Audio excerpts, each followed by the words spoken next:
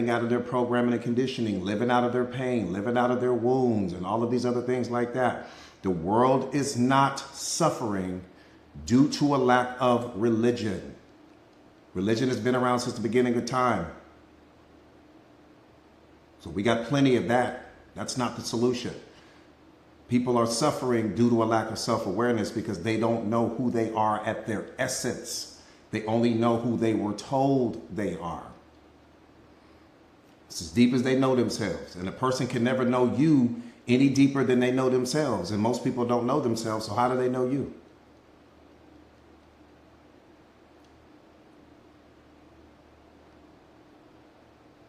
That part right there.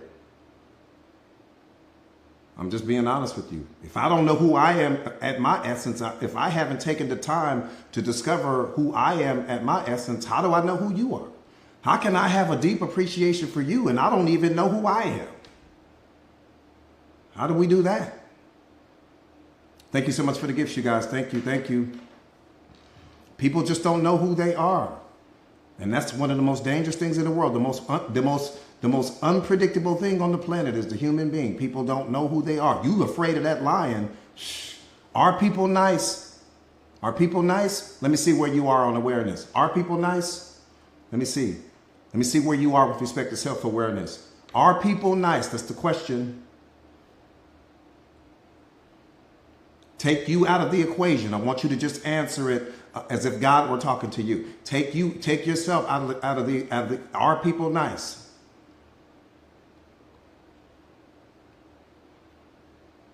Let me just see where you are with your self-awareness. That's okay if you don't know who you are. That's a beautiful place to start. That's a beautiful place to start.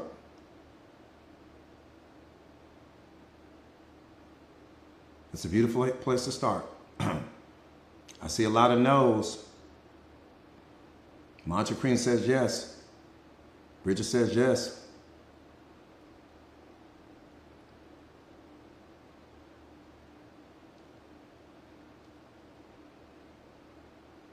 There's a lot of awareness that's needed on this platform right now. A lot of you guys are lacking self-awareness right now. A lot of you guys are lacking self-awareness right now.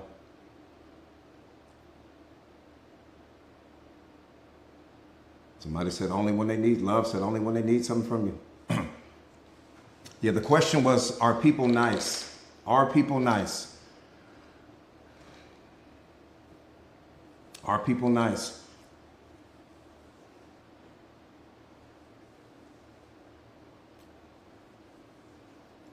Let me just give you the answer. Hard no. You need to wake up to reality. Hard no. I said hard no. When you become self-aware, you will understand that, and then you'll stop placing people on all of these pedestals that you placed them on. Hard no. Let me tell you why. What you call nice, is someone whose attachments aren't being threatened at that time. Because the attachment has that person convinced that whatever it is they're attached to, they will not be happy without that thing. People have attachments to their significant others. They have attachments to their reputation. They have attachments to their money. They have attachments to their material possessions. They have attachments to all of these things. The average person has 100 attachments right now. And so what you call nice is someone whose attachments at that time aren't being threatened. In other words, as long as you are not coming in between what they are attached to, that person will be kind, that person will be generous, that person will be understanding, that person will be fill in the blank. But the moment that you come in between what they are attached to, you will see a version of that person that will blow your mind. That person becomes as dangerous as that lion that you walked in the cage with. I can make the argument that the person is going to do far more damage to you than the lion will. Get in between something that someone is attached to. See, when you call this person nice, you're not in the way of their attachment. People are one attachment away from shifting on you, changing on you. Why do you think relationships, so many relationships end where somebody's mentality is, if I can't have you, no one is going to have you. Boom, takes everybody out.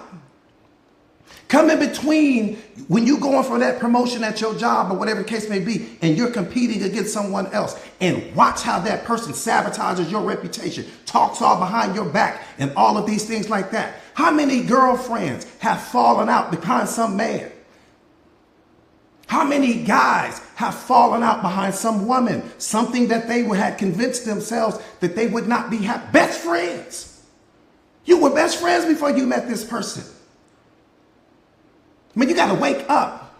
See, when you become self-aware, you're walking through the world and you understand that it's almost like you're walking and you're trying to dodge all of these landmines. The landmines being a metaphor for what people are attached to. I want to always make sure that anytime that I'm talking to a man and his woman is there, I don't even look at her. And I don't look at her because I know that he is attached to her and he is controlled by his attachment. That's where the jealousy comes from. It comes from your attachments. That's where the insecurity comes from. It comes from your attachments. You've attached yourself to this person and you've convinced yourself that they're your everything. You can't be happy without them. Never realizing and understanding that the person doesn't belong to you. At any moment, that person can get up and walk out of your life and there's nothing you can do about it. But the attachment has you convinced that they are your possession. She's mine. He's mine. That's only an illusion of your thinking. Going back to my original point, are people nice?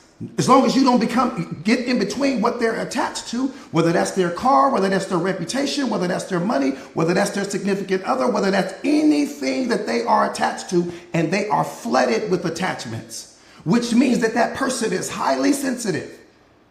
Highly sensitive. They're attached to their reputation. They're attached to their ego. They're attached to their lifestyle. They're attached to their persona. They're attached to the mask that they wear. They're attached. Man, I leave people alone. You have too many attachments going on. And I don't want to get in between what you're attached to because I don't want to see that other side of you. I don't want to see the real you. See, when you meet the person is only giving you the version of them that they pretend to be. The real them is who comes out when you step in between what they are attached to. I've seen women, 20-year relationship ruined for a single man, which neither of them owned. None of them owned the man. The man was owned by God, not by them. But you could have told them that. So when I ask you, are people nice? Hard no. You need to watch out for what people are attached to, and the self-aware person understands that. The person that lacks self-awareness doesn't know that. That's why you get bopped over the head every single time, because people are reacting to what they are attached to. They're always trying to protect their attachments over you. They value their attachments more than they value you. They place more value on the thing that they're attached to than they do you. That's a lot, man. That's dangerous. You don't see the danger in that?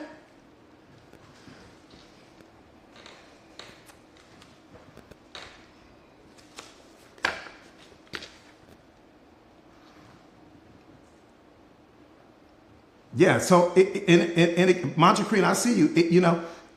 Muhammad, what's up, my brother? It's you guys just have to understand that. And once you understand that, and you understand attachments, right? You understand attachment from a self-awareness perspective, then you know how to deal with people, right? I know how to deal with people because I understand that people are attached to things, which means that the attachment makes them weak. It makes them fragile. It makes them delicate. It makes them sensitive. It makes them insecure. It makes them jealous. That's no different than the lion at the zoo.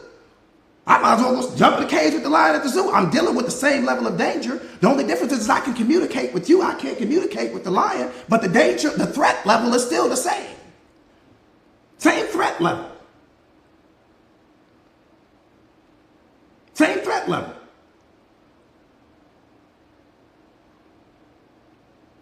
That part right there, Nat. I'm just giving you universal truth here.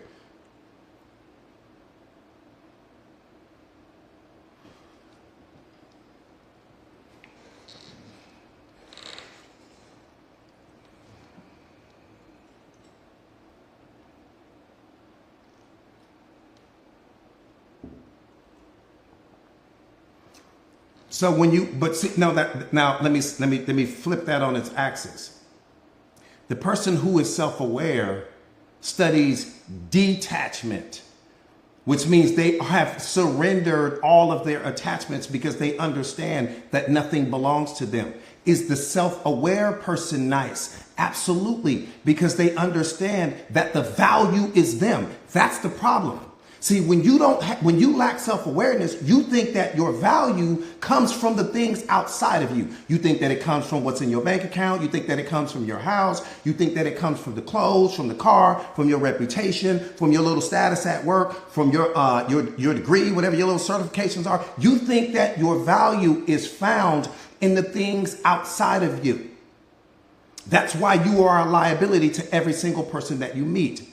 But when you are self-aware, you understand that the value comes from you and that everything that you create is only an extension of the value that you bring to the moment. So I don't care if you take the car, don't take the asset that created the car. I don't care if you take the money, don't take the asset that created the money. I don't care if you take the jewelry, don't take the asset that created the jewelry. I don't give a damn about the stuff. What I care about is the asset that created the stuff. I'm not worried about losing the person. What I'm worried about is losing the asset that attracted the person. Big difference. So I'm not threatened by my partner. Whatever my partner decides to do, that's a decision that they're going to have to make for themselves. But that decision has nothing to do with me. And I understand that whatever walks out of my life, something better is going to walk into it. So only thing I'm chasing is me. That's the difference between the self-aware person and the person that is controlled by their attachments. I chase me. I don't chase people. I don't chase things. I don't chase stuff, because you are only supposed to be attached to one thing, and everything else that you are attached to is only an extension or the byproduct of the one thing. So why do I need to be attached to people and places and things and jewelry when God is the one giving me all of that? The only thing I need to do is be connected to the source. That's it. Nothing else.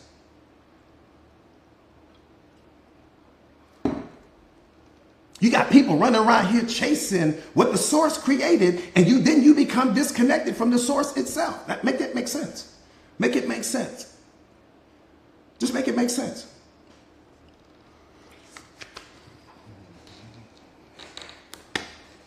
So are people nice when they are lacking self-awareness? Hell no. If you believe that they are, you need to turn your awareness up immediately. Are people nice when they are self-aware? Hard yes. Because the self-aware person understands that they are the value. That the value is not in what they create. The value is not in what they possess. The value is not in what they attract. The value is in the asset that is creating everything. Everything in your life was created or manifested by you.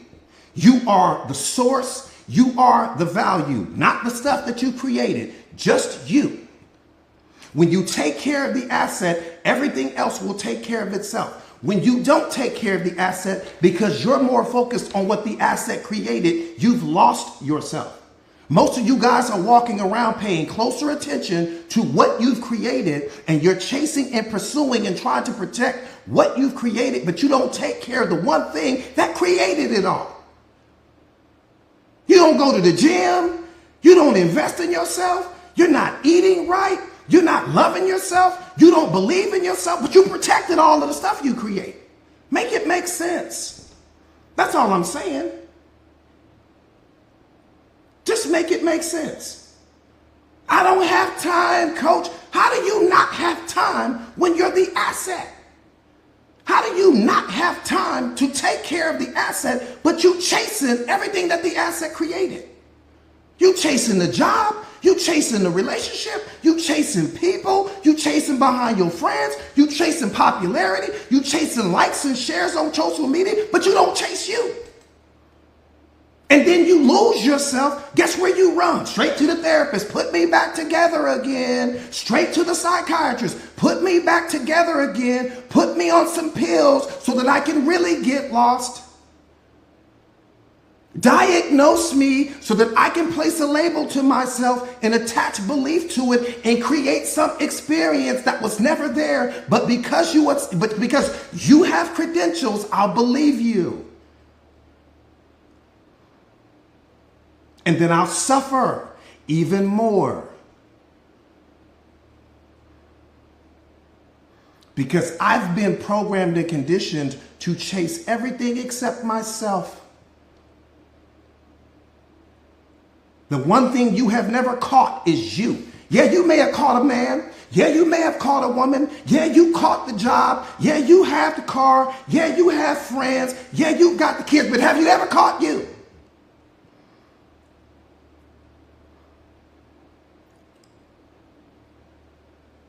Do you know who you are at your essence? Have you met the version of yourself that God created? Is that not the most important thing? Do you understand what your purpose is? Are you living out of your purpose, or are you chasing someone else's?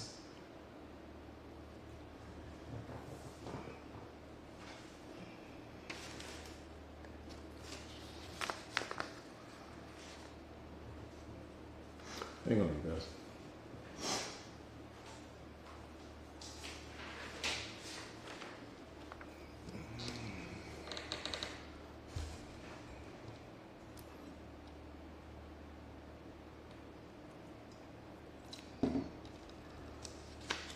All right, let's get busy.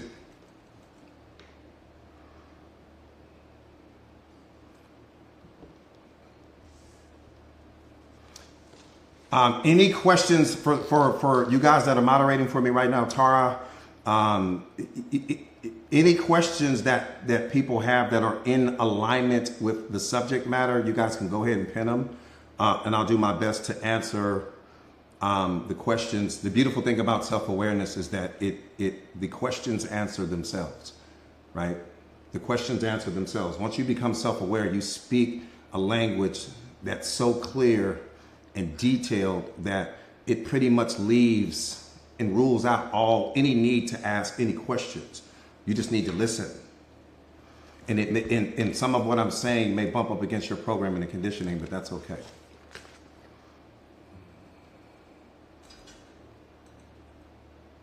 You said, what's the purpose of life? Was that the question?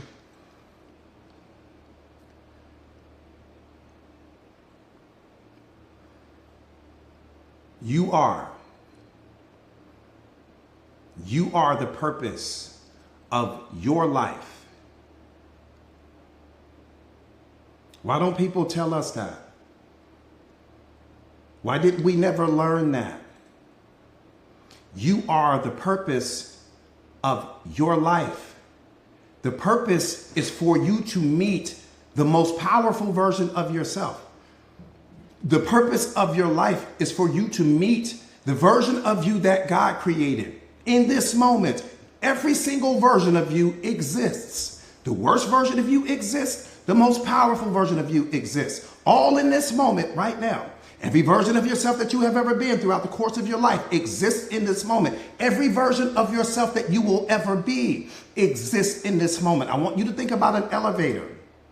And this elevator is in this building. Right? This building is 500 feet in the air. You've only been to the 8th floor because that's how much love you poured into yourself. That's how much belief you poured into yourself, right? That's how much you've invested in yourself. You've only made it to the 8th floor. But guess what? All of the floors in the building exist. Self-awareness is the only thing that can take you to the penthouse of who you are. You've got to meet you first.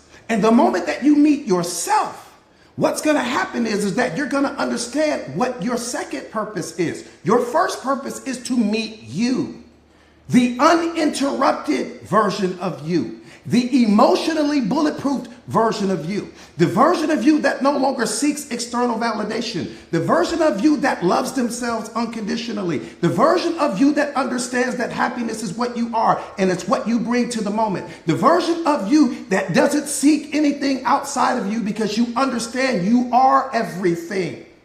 The version of you that's emotionally bulletproof, meaning where people's criticisms and their negative opinions about you no longer have the power to make you change the way you feel about yourself. You haven't become that person yet.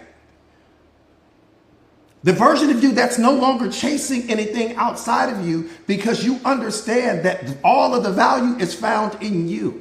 No value is found outside of you. Everything that's happening outside of you is only a reflection of what's happening inside of you. Your reality is your mindset pushed out. So every person you meet is either going to be a reflection of where you're strong or they're going to be a reflection of where you're weak. It's all predicated in where you are with respect to your level of self-awareness and your level of emotional intelligence.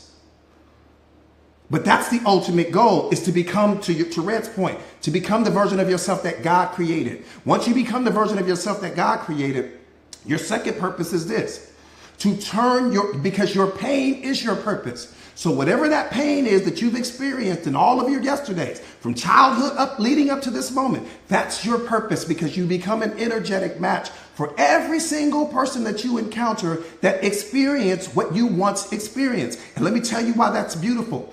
Everything else that you're chasing right now, you have to learn.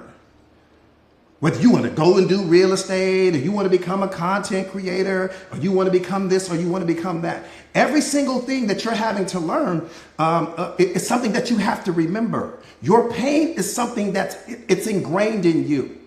So when you become the most powerful version of yourself, you're now detached from your story. You're detached from the trauma. You're detached from the pain. And then what's going to happen is that you're going to be an energetic match for every single person that was once where you used to be. The difference is they're still suffering from the pain. You're not. And you'll be able to take that person from darkness to light. In that moment, you become the blessing. In that moment, you become the solution. In that moment, you become the answer. In that moment, you become a walking pharmacy. And you build your future on that. You are a walking, talking ATM machine right now, and you don't realize it because you're too busy chasing things outside of yourself. Chase you. Things chase me. If I could show you my inbox right now, you would see that. I probably got 400 to 500 messages sitting in my inbox right now. Coach, can you come speak here? Can you come do this? Can you come talk about that? And again, these are all things that I don't have to study. I don't have to rehearse. I don't have to go and warm up. They're all connected to me. Why? Because my pain is my purpose, and so is yours. Now, that doesn't mean that that's the only thing that you're going to do. You may want to go out and be a content creator. You may want to build houses. You may want to do this. You may want to do that. And that's wonderful. But the point not to be missed is simple. Even when you're doing all of these other things, people are still going to be attracted to you because your pain that you have and everything that you were able to overcome is where you're actually radiating from. Right? You're operating on that frequency. So they're attracted to the frequency that you emit out to the universe. They're not coming to you because you watch cars or you create content. They're coming to you because they're attracted to you. You become a magnet. You won't understand that at the time. But when you become self-aware, you will. You'll be sitting in a coffee shop minding your own business. Somebody will just walk up to you. And in that moment, that person needs the medicine that you carry. You are medicine. No medicine is outside of you. You are the medicine. You're the medicine for every single person that you meet. Because you got to understand there's only two things in life. There are people that are self-aware, and then there are those that are not. So the whole purpose of life is to become self-aware, to become the version of yourself that God created, so that you no longer identify with your wounds. You no longer identify with the pain and your trauma and everything that happened in all of your yesterdays. You're the most powerful version of yourself. And then you can write your ticket at that time. You can create books. You can become write e-courses. You can build communities. You can do whatever it is you want to do. But you can't do anything as long as you're still identifying with the version of yourself that you are not. And currently, that's probably what's happening to you.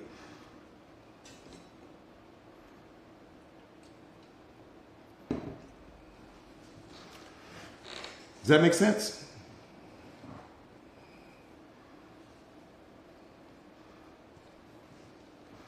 People, again, when you become self-aware, you become a walking, talking magnet. People are going to come to, I don't care what you're doing, whether you were a dentist, you were a doctor, you were a surgeon, you were this, you were that. It doesn't matter. People are going to be drawn to you, but they're drawn to your gift. How did you do it? How did you break out of the cage? How did you break out of your mental prison? And in that moment, whatever it is that you went through is something similar to what they went through. Why? Because there's only 12 stories. There's only all 8 billion people fit into 12 categories.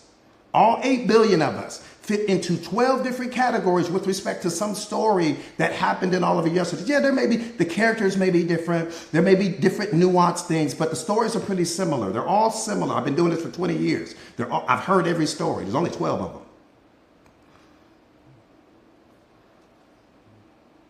Does that make sense?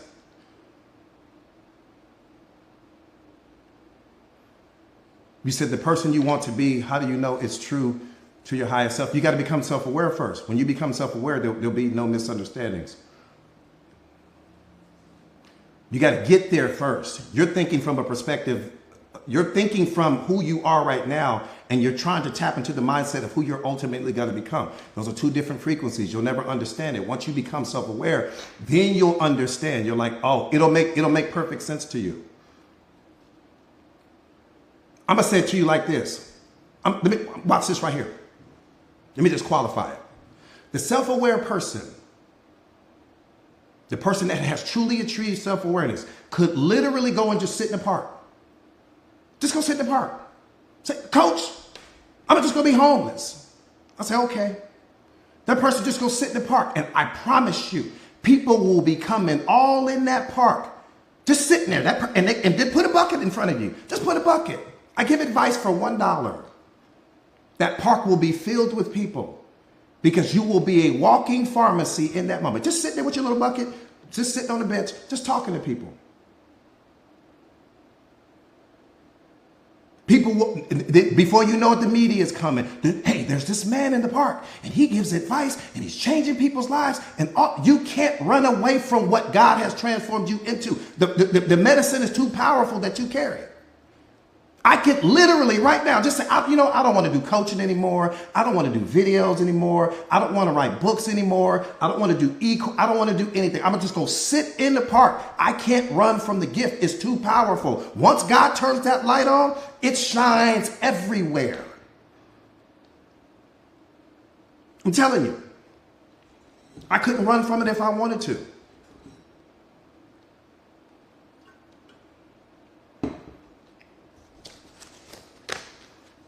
That makes sense?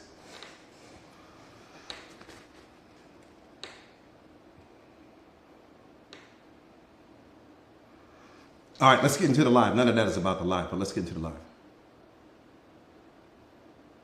See, that's what I'm saying. You are the purpose. You are the purpose. Just you being what you are. When I say you being what you are, I'm talking about the fully self-aware version of you, not the version of you that you may be in this moment. I'm talking about the fully self-aware. Listen, I don't think you understand how powerful self-awareness is. Self-awareness is more powerful than anything on the planet. Nothing is more powerful than self-awareness because the self-aware person is an asset to everything on the planet. The rocket scientist isn't an asset to me. And he's not an asset to you either. The brain surgeon isn't an asset to me unless I need brain surgery. But guess what? The brain surgeon has problems. Guess what? The rocket scientist has problems. They need me. Guess what? The president has problems. He needs me. Guess what? The preacher has problems. He's going to the therapist. He needs me. I don't need them. But when you become self-aware, everyone needs you because only 1% of the human population are self-aware. Everyone else is walking around identifying with their wounds, identifying with their me, identifying with their trauma, identifying with their programming and conditioning and all of that. And they're projecting that onto you. They react to this, react to that, all of these things. I don't need any of those people, but they all need me. All of them. Because when you become the medicine, you're the medicine for everything.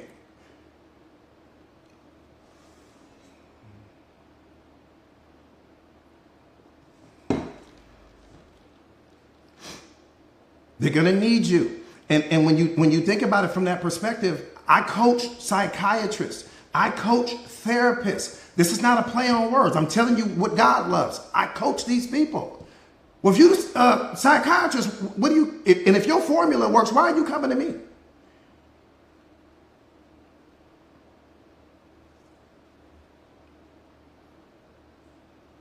I'm just asking. I'm not rejecting anyone. I'm just saying, if that formula works, why does the pastor come to me? If the formula works, why is he coming to me? I got 12 of them in my phone book right now. If the formula works that you preaching every Sunday, why are you coming to me on the low? I'm just asking. Because they don't have the self-awareness.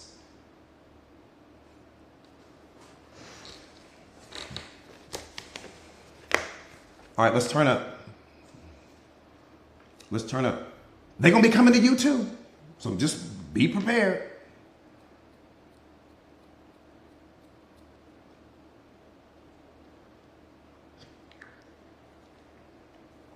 Yeah, get ready, Red. Look at Red. Yeah, Red. I'm sending them your way. You're going to be the first person I call. Yeah, call Red, man.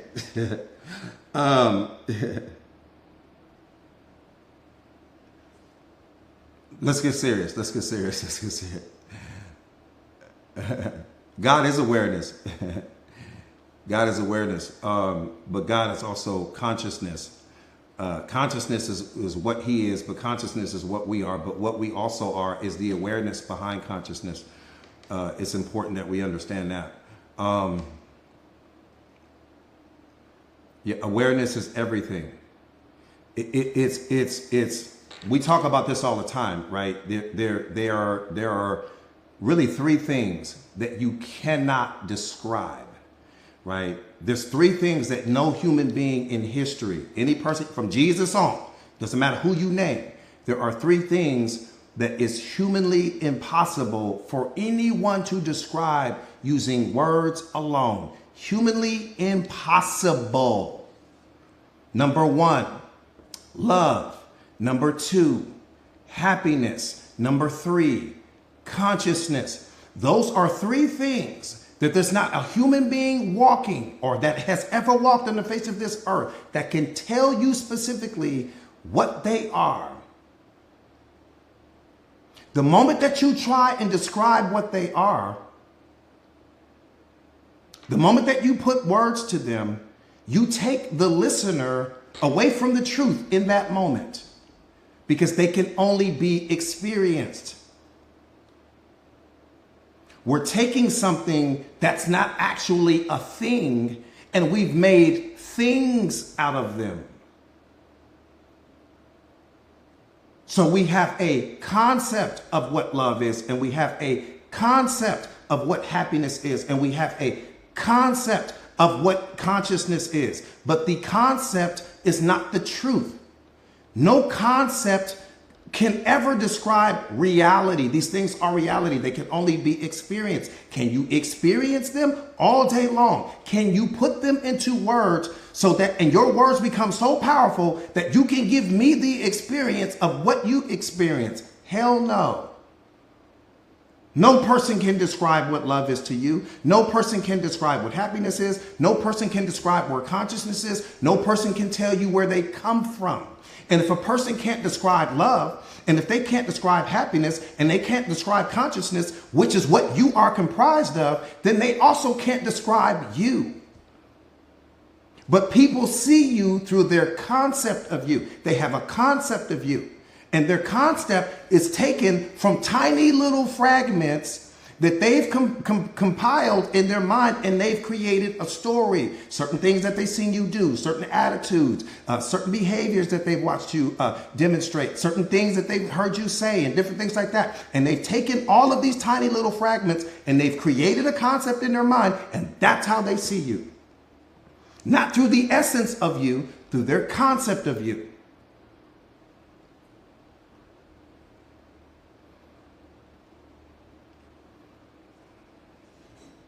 And that's how you see people. You don't see people. We only see 40% of who a person is. And that's if you are fully self-aware. If you just want me to qualify it, I can qualify it in 3 seconds. I can qualify, and let me say it this way. I can qualify in 30 seconds or less just how much you don't actually see people, even though you have convinced yourself that you do.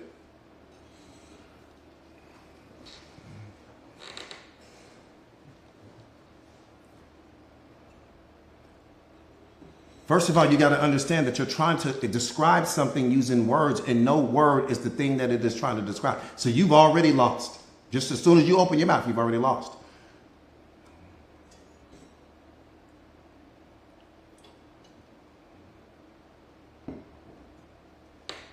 We only see 40%.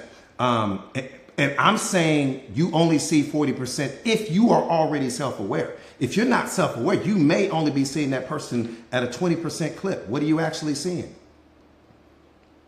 What are you seeing? The most important parts of who they are, you can't see. Think about what I'm saying. The most important parts of who a person is, you are blind to. You don't see their level of consciousness. You don't see how deeply they love. You don't see their soul, most importantly. You don't see their spirit, most importantly. You don't see their mind. You don't see their brain. You don't see their heart. You don't see how kind or how compassionate or how courageous they are. You don't see their beliefs. You don't see their thoughts. That's the most important part of the person. Everything you're seeing is on the surface level. The most important parts of who that person is, you are blind to. So what are you seeing?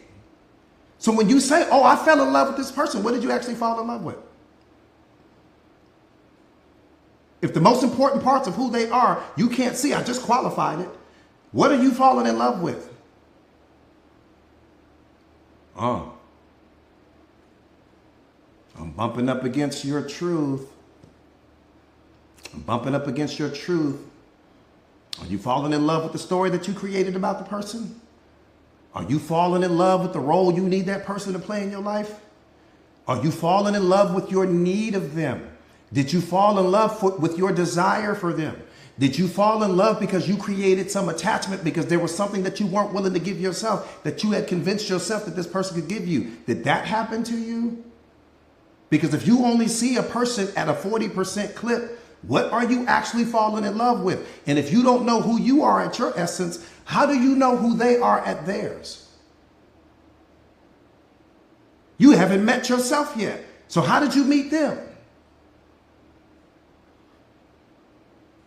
You met the version of them that they allowed you to see. And that's what you fell in love with.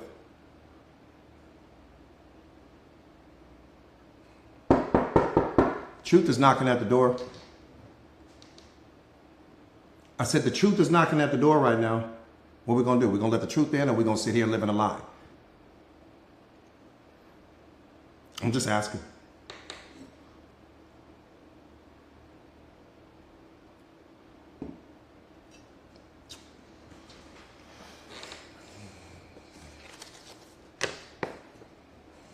You guys got to understand, I've been doing this for a long time. When you become self-aware, you start to see. We don't see reality. When you lack self-awareness, you're not seeing reality. What you're seeing is your thoughts about reality. What you're seeing is the assumptions that you make about things. What you're seeing is your beliefs about things, and we project that onto reality. And the moment that you project that onto reality, you contaminate reality. Reality is the thing that happens to you before you project your thoughts onto it. Reality is the thing that happens to you before you project your thinking onto it. The moment that you project your thinking and your thoughts, yes, they are two different things. The moment that you project that onto reality, you contaminate reality and you change reality into what you are, and it's no longer what it is. Because we don't see the world as it is, we see the world as we are, because we're seeing everything through our programming and conditioning.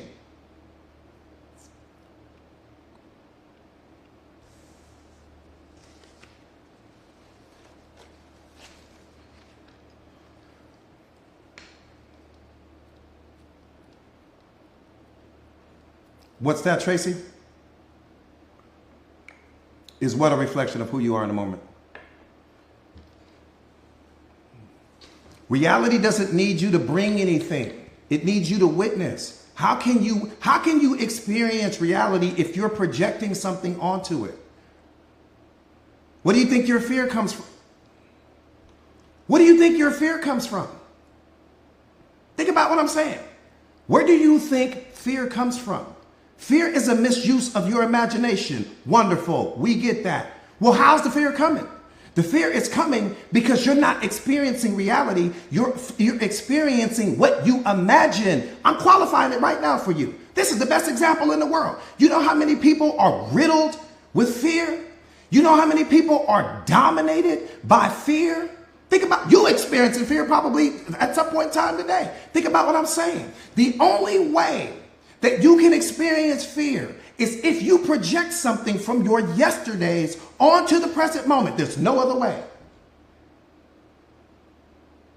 You don't fear reality. What you fear is what you imagined might happen in reality. What you fear is what you imagined might happen tomorrow. That's what you fear. Just to qualify my point, fear is a misuse of your imagination. So if you're living in the present moment, then why are you experiencing fear? How did fear show up? Fear showed up because you keep projecting something, contaminating the present moment. Because you're trying to control outcomes, you're trying to control people, you're not trusting, you're not believing in yourself, you're worried, and all of these things. And you're taking something that you've already experienced in all of your yesterdays, and you're projecting that onto the present moment, and the present moment doesn't fit what you've imagined, and that's when the fear pops out. Not because there's something wrong, but because reality is trying to reveal to you in that moment, you're not utilizing your mind correctly. That's why you're afraid. That was the best qualifier in the world, to be honest with you. That's why you experience fear, because you're not experiencing reality. Reality is like sit down your programming and conditioning. Sit down what you think might happen. Damn, give me an opportunity to teach you something. How am I going to teach you something if you keep projecting? That's what's producing the fear. All of the projecting that you're doing. So reality is looking at it like, I can't teach you anything because you won't stop contaminating the present moment. So just let the fear show up. Be afraid all the time.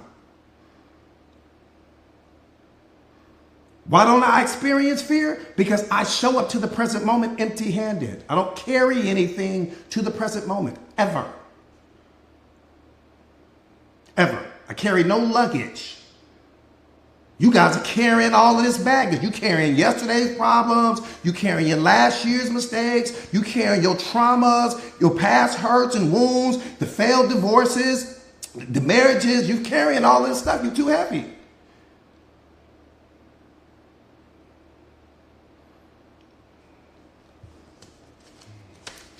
The present moment needs you to show up empty-handed. It didn't ask you to bring a duffel bag full of everything you experienced in all of your last years.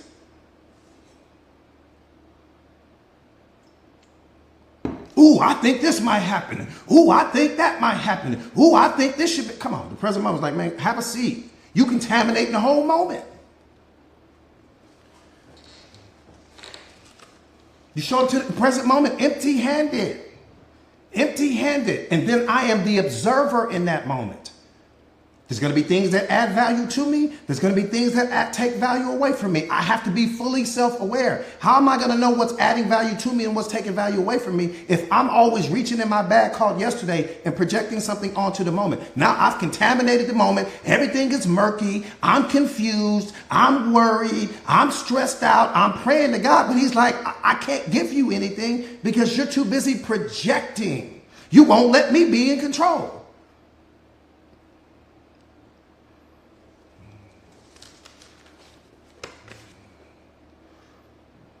That's on you, though. Don't blame that on the world. Don't put that on the world. Put that on you.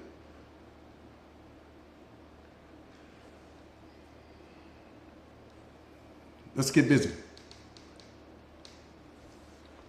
How important is self-love? This is going to be this is arguably might be the most important question I ever ask you. How important is self-love? Don't just answer with your ego. How important is self-love? Pin that up there for me, Tara, please. Yep, thank you.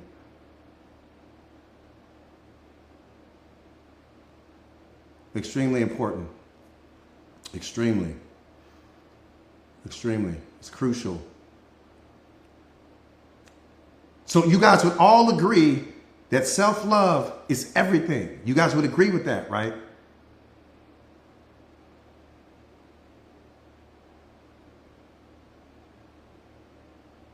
Okay.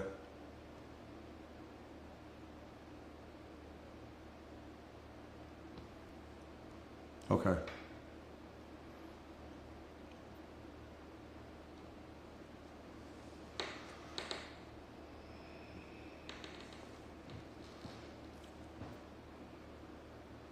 Let's turn the awareness up. I baited you all in with that. And I baited you in with that because I wanted to reveal to you where you are lacking self-awareness. I baited you in with that. Baited you all the way in. Baited you all the way in. All the way in. What if I were to tell you that there's no such thing?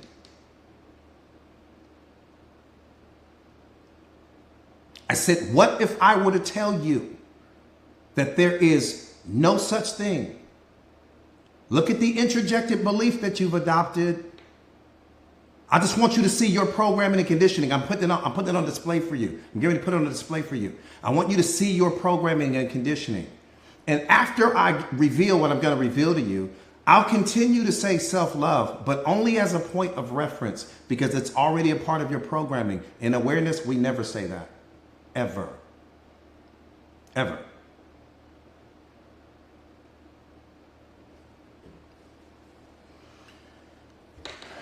Now, in order for you to understand what I'm saying, I need you to listen with your spiritual mind. I need you to suspend what you think you know. I need you to sit down your programming and conditioning just long enough. You can pick it back up when we're done, but I need you to suspend your programming and conditioning long enough so that we can have an intelligent conversation. This will arguably be the most intelligent conversation, especially with respect to self-awareness, because I'm getting ready to teach you something that you've never heard before. Okay, this is next level awareness.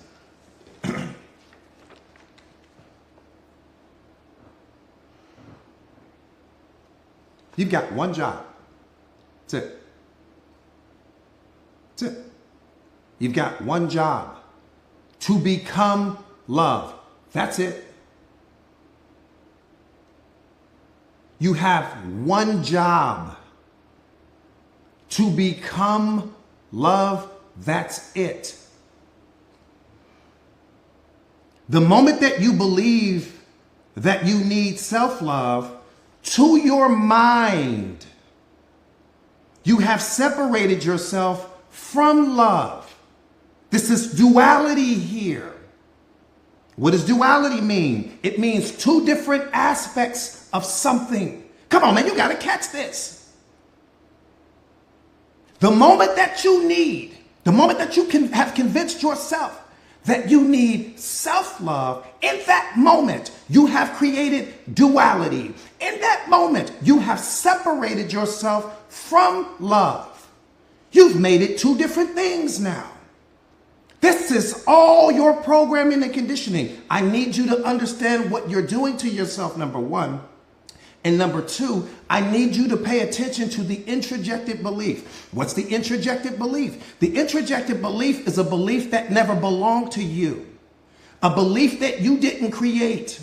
A belief that you heard somewhere out in reality, and you took this belief because it sounded good to you and you swallowed it whole. You never questioned it. You don't know who created it. And then you started living out of it. And then you attached belief to it, which created the experience. The moment that you believe that you need self-love, to your mind, I'm not talking about anything else, just to your mind, you have separated yourself from love. And when you become love, you don't need to give yourself what you already are. If I'm love, I don't need to give myself what I already am. Make that make sense. So what am I going to do? Break a piece off of what I already am and put it in a little different corner of my mind and say, ooh, this part over here for me and this part over here. What are we doing here? You didn't even see that. You didn't even see that coming. You didn't even see it coming. Who caught the paradigm shift?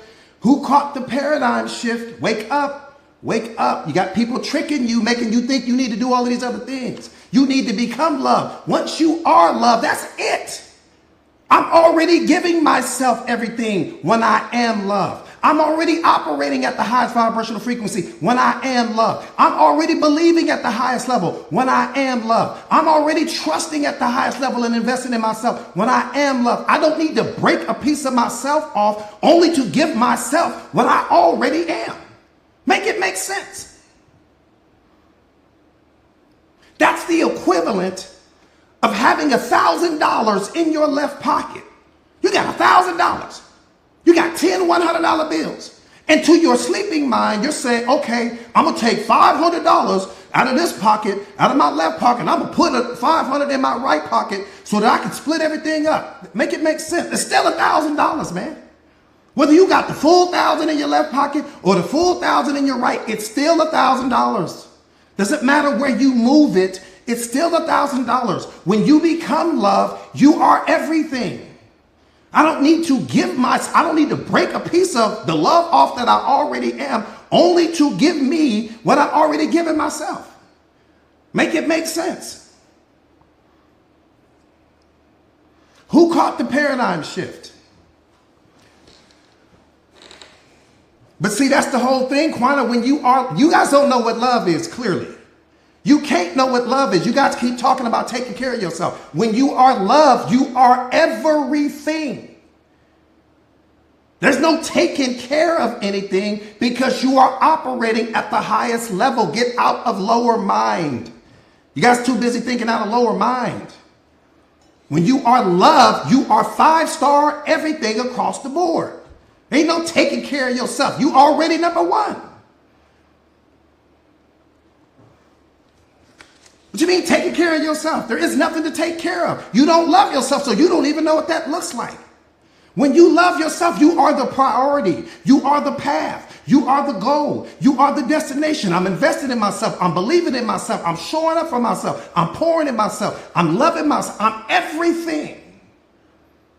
I'm not weak in any area of my life. I'm 5-star across the board. And I bring that to every single person that I encounter. I said I bring it. I show up with it.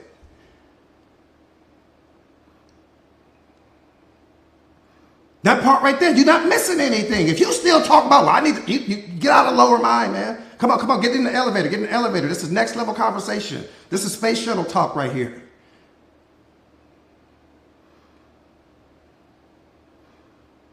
That part right there, Moni, what are we still trying for? When you are loved, you are operating at, there is no frequency higher. You tapped into God's frequency when you become love. So why would you not be taking care of yourself? And why would you not be this? And why would you not be that when you're already at the apex of everything? Come on, take the elevator, get out of lower mind. Some of you guys are too busy trapped in the lower, get out the lobby right now.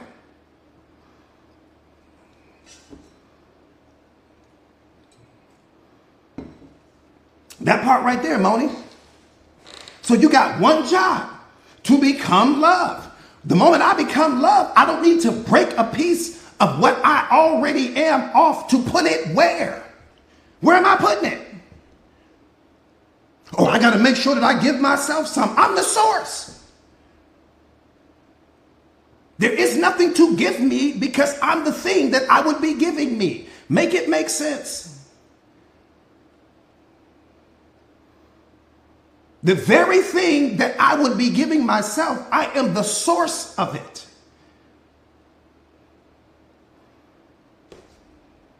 You don't see that?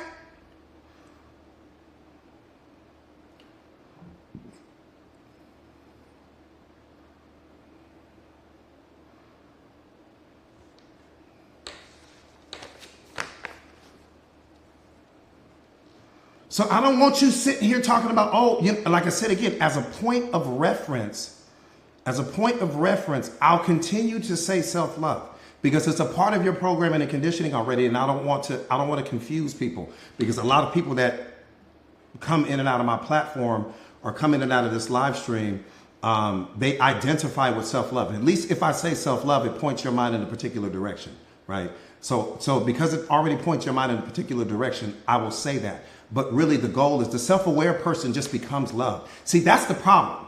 Again, one more time, you know, when you lack self-awareness, people who lack self-awareness are the ones that are creating all of these labels that you carry. The ones creating all of these titles and coming up with all of these things. Oh, you self-love and self-worth and self-this and self-that. No, become love. And when you become love, everything changes. All of those other labels and titles and all of that fall off. At the root of it all, you just want to become love. When you become love, you are operating at the highest vibrational frequency, which means that you are going to be giving yourself everything because you are everything. You are in direct alignment with God in that moment, with no degree of separation. I told you there's only two things. There's only two things in the world. There's love, and then there is the absence of love. That's it. And everything that is the absence of love is a liability, because anything can go wrong when love's presence is not there. But when love's presence is there, everything goes right. Just think about what I'm saying. Who caught the paradigm shift on that? Be honest.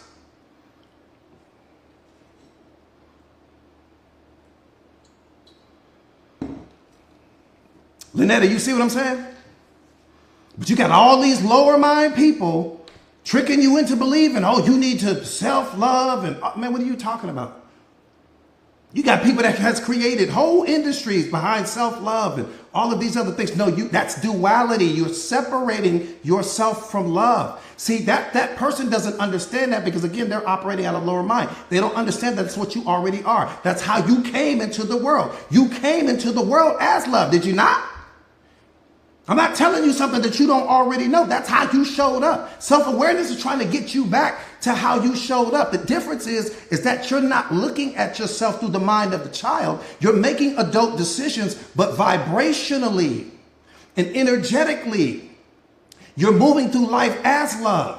And I'm removing everything out of my life that's not in alignment with what I already am. That doesn't mean I think you're a bad person. That doesn't mean that I think I'm better than you. But if you are not in alignment with what I am, you've got to go. I don't give a damn how cute or handsome you might be. You have to go. Not because I love me more than I love the idea of having access to you.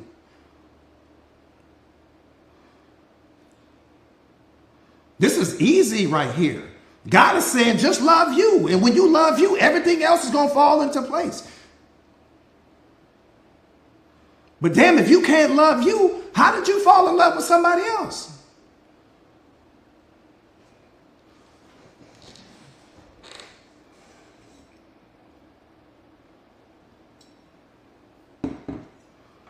Thank you, thank you, thank you. I appreciate that. Appreciate that, Mama. Appreciate that. Thank you. So everybody caught that? Is there anybody that's on the fence still? I think I did a pretty good job of breaking it down, but maybe I didn't. Because again, you got to remember that when you're talking to people, everyone is listening through their programming and conditioning. What may have made sense to you may not have made sense to the person standing next to you or the other person on this live. So when you become self-aware, you're aware of that, right? You're aware that everybody is listening from their own programming and conditioning. And from their beliefs, what they've been programmed to hear, they're listening through that. And so sometimes you can say things that bumps up against somebody's programming and conditioning, and they'll shut it down. They're not really hearing you. Right. So that's important to understand. So yeah. So one more time, let me run through this one more time. Just so everybody gets it. Let me run through it one more time. Your only job is to become love. That's it. That's it. The moment that you believe that you need self-love, just to your mind, not to anything else, to your mind, you have separated yourself from love. Now it's duality. What is duality? Two different aspects of the same thing. Now it's duality now. I've separated myself from love. To my mind, I'm not love anymore. So your mind is confused now, saying, well, damn, what are we doing here? Are you love or are you not love? Because if you're love, then why do you need to go over here on this side of the mountain and receive something that you already are? I'm confused. I don't know what to do. Well, I listen to people. People told me that I need to love myself. But you are the thing. You are the thing. You are the thing. So what would you be giving yourself? You're only giving yourself what you already are. You don't need to break a piece of that. You don't need to create all of this separation in your mind. Okay? That's programming and conditioning. And when you become love, you don't need to give yourself what you already are, because you already are the thing that you would be giving yourself. Like I said before, if I've got $1,000 in my left pocket, right, 10 $100 bills, I don't need to take 500 out and put it in my right pocket so that I have balance now. No, it's still $1,000. It doesn't matter whether I put it in my front pocket, my back pocket, shoulder pocket. It doesn't matter. I still got $1,000. Still got $1,000. Right?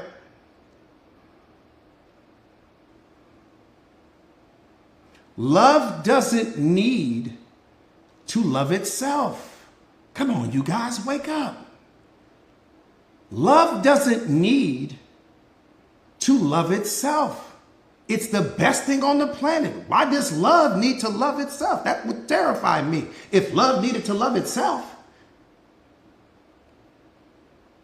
What do we say all the time? You were created to give love, not to seek it.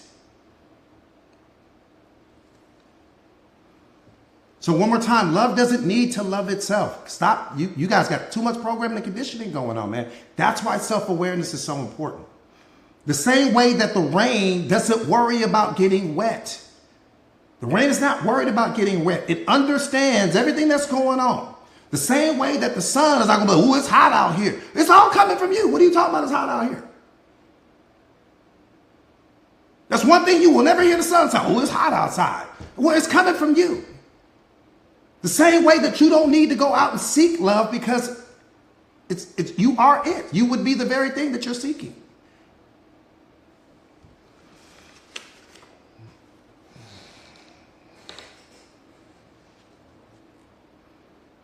All right, this is big, what I'm getting ready to give you guys right now. Does that make sense? Yeah, the day you hear the sun say, oh, man, it's hot out here, man. Wait a minute, you control the temperature. I mean, it's all coming from you, right? So it's once you become love, you don't need to start breaking everything. You're just it. You're the source of everything. You're everything. You're everything. But we see, the problem is that it's the thinking. Right? We keep applying that thinking. Just make that one goal. Your only goal is to become love. Once you become love, it's game over. And then your only job after you become it is to remove everything from your life that takes you out of alignment with it. And that's where self-awareness is going to take you. Self-awareness is... What do you think self-awareness is taking you? What do you think? It's just waking you up? Self-awareness is taking you directly to where God is. It's taking you to love. That's the only place it's taking you. Why? Because that's where the most powerful version of yourself is. That's where the version of yourself is that doesn't need anything. That's where the version of yourself is that's not seeking anything. That's where the version of yourself is that has no attachments. It's not clinging to anything, not chasing anyone, not thinking that the happiness and all of those things are coming from outside of you. That's where the most powerful version of you is, coupled with the awareness for you to understand the value that you bring to every single person's life that you meet. Nothing is more powerful than that. Nothing is more powerful than you being able to walk up and meet someone for the very first time and you know definitively just how much value you add to this person. There's no misunderstandings. So the person can never play with you. They can never manipulate you. They can never take advantage of you, anything. And I don't need anything from you. So I'm not seeking you. I'm standing here as the most powerful version of myself. The relationship becomes synergistic, where the 1 + 1 = 3. That's how you become powerful. Most of you guys are walking around and you really don't know how much value you add to the lives of every single person you encounter. You have no idea. How do you not know that? You got to know that with pinpoint accuracy.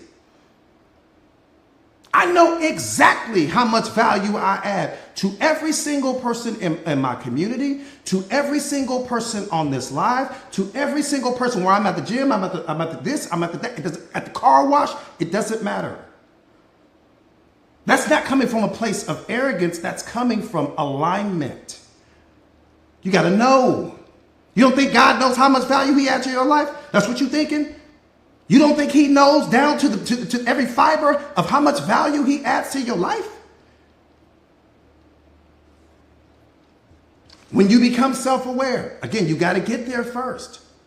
When you get there, then you'll understand.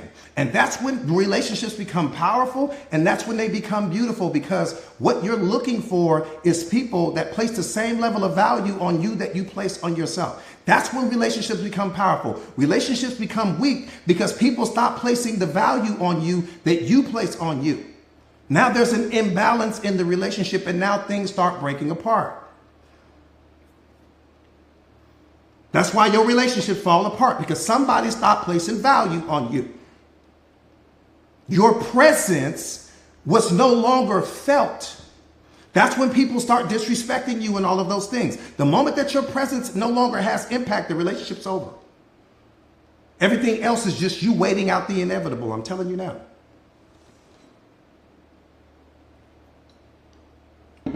When people no longer place value on your presence, disrespect happens right after that. Cheating happens right after that. Abuse happens right after that. Why? Because they're not afraid to lose you anymore. See, in the beginning, they were afraid to lose you. That's why they placed all that value on you.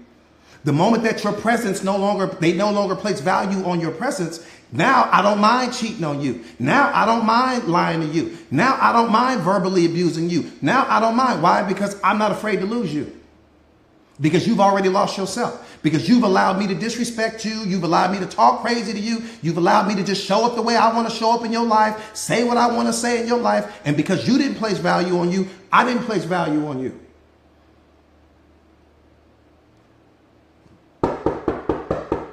Truth is knocking at the door. What are we doing? Some of you guys are in a relationship right now in this moment where someone no longer places value on your presence. You know it and I know it. You got to start saying things twice. You asking for this and asking for that. And you got to do all of these things to get your partner. You got to cook a certain meal and walk a certain way and prepare this and do that just to get this person to do something. Get them people about your life. I'm playing crass serious right now. Get all of those people about your life because they no longer place value on you. And if a person will disrespect you to your face, what you think they're doing behind your back? If I'll disrespect you to your face, oh, you ain't got a shot with respect to what I'm doing behind your back. That's how you know. If you are being disrespected face to face, you are really being disrespected when you are not around.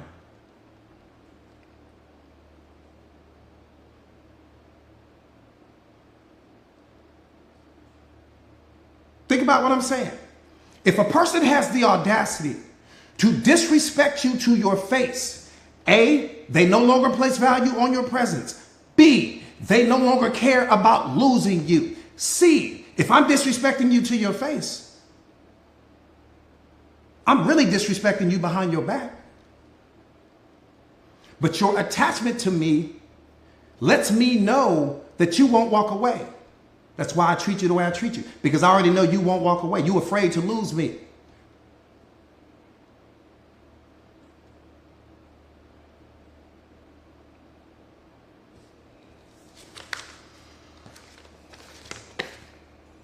I'm just telling it like it is. All right.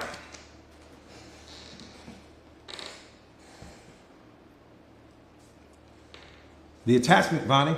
The attachment. I'm telling you, the attachment is powerful. The attachment. The attachment. The attachment. It's crazy. Let's take the elevator up. How many of my students do I have on there? From Mindset Masters. How many of my Mindset Masters students? I'm talking about people that are specifically inside of my Mindset Masters community. Please do not type me if you are not in my community. Please. Kay, what's up? Kay, what's up, Mama? So good to see you. Happy Friday. Let me see how many of the students. Let me see. Okay, no S. I see. Okay, D. Okay. Okay. There's a bunch of us in here. Nitro, my brother, I see you. Okay. This piece is for you guys. I'm what I'm getting ready to say. This is next level awareness. but I want you guys to kick the tires on this and really wrap your mind around what I'm getting ready to say. So when I ask that question, I want you guys to jump out there and really tell me where this takes your mind. Once you master this, it's game over. Once you master this, it's game over.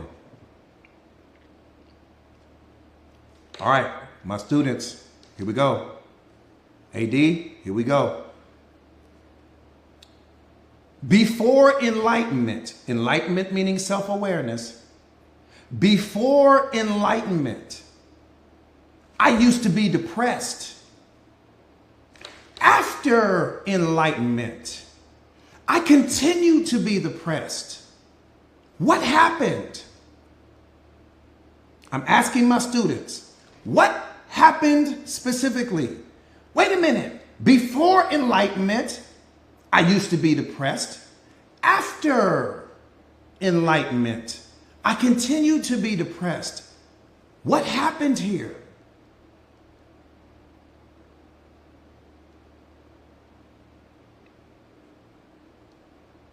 Okay, Fantasia said you would never self-aware to begin with. Detachment. Jenna said detachment. Somebody said still holding to the past. Attachment. You don't identify with it.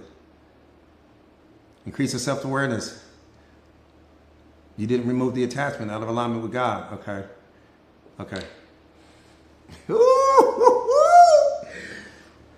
Ooh, I'm finna take your brain. I'm finna take your brain to Mars right now. They barbecuing up there on Mars right now. Lynetta said different meaning. Aquarian Goddess said you're not identifying with the depression. Okay, here we go. Before enlightenment, again, enlightenment is just awareness. It's another word for awareness, anybody that's not familiar. Before enlightenment, I used to be depressed. Catch this, because when you master this, right here, it's going to take your awareness to a whole nother level. Before enlightenment, I used to be depressed. After enlightenment, I continue to be depressed. Okay, well, coach, what's the difference? What happened? Attitude is the difference. Attitude is the difference, because your attitude determines your altitude. Don't ever forget that. I can make the argument, nothing is more powerful than your attitude. I didn't say perspective. I said attitude, because your attitude truly determines how high you climb in life. We all love people that have a good attitude. Right? There are people that can literally be walking down the street right now, no money in their pocket, but because they have a good attitude, people want to help people like that. So attitude is powerful in awareness. Okay? Before enlightenment, I used to be depressed. After enlightenment, I continue to be depressed. What's the difference, coach? Attitude is the difference, because your attitude determines your altitude. Before I was enlightened, and Aquarian Goddess, you got this, mama. Before I was enlightened, I said, I identified with my depression. Catch this. Before I was enlightened, I identified with the depression, which means that I was suffering, which means that I understood that the depression in my life was the enemy. It was lowering my vibrational frequency. It was lowering how I believed in myself. It was lowering my self-concept. It had me taking all of these pills and medications and all of these other things like that. I identified with the depression.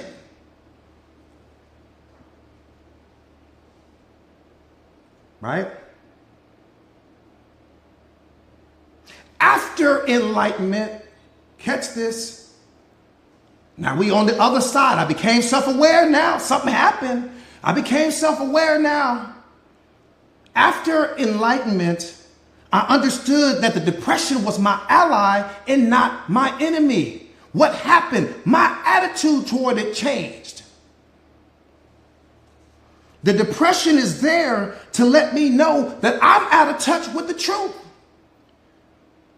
The depression is there to let me know that I'm clinging to something. The depression is there to let me know that I'm attached to something that I need to let go of because it no longer adds value to me. It's my friend. When you become self-aware, you understand that there's no such thing as good or bad emotions. Your emotions are designed to keep you in alignment with truth. Your emotions are designed to keep you in alignment with reality. Your emotions are designed to keep you in alignment, most importantly, with God. But you've been programmed and conditioned to look at your emotions through some filter of good or bad. So you look at depression as being a negative thing. And because you believe it, you have a negative experience with it.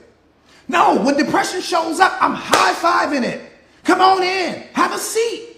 What did you come to teach me? Hey, coach, you're out of alignment with the truth over here. Thanks, depression. Self-observation, depression is gone. Next month, hey, coach, here's the depression again. You're out of alignment with reality. High five. Thanks, depression. Depression is gone. I don't identify it anymore because I understand that the depression is my ally and not my enemy. When you lack self-awareness, you only see it as the enemy. And because you believe that it's bad, your experience with it is bad. Now I'm running over to the therapist. Now I'm running over to the psychiatrist. Now I'm popping pills and all of these things. And I'm only creating more of what I already don't want.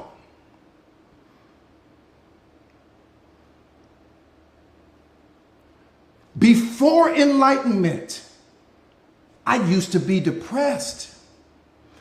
After enlightenment, I continue to be depressed. Attitude is the difference. My attitude determines my altitude. The depression was my friend. Before enlightenment, I used to suffer from anxiety. After enlightenment, I continue to suffer from anxiety. What happened? The anxiety is my friend. Attitude is the difference. It's coming to let me know, coach, you're out into the future, man. You're not in the present moment where your power is. High five. Thanks, anxiety.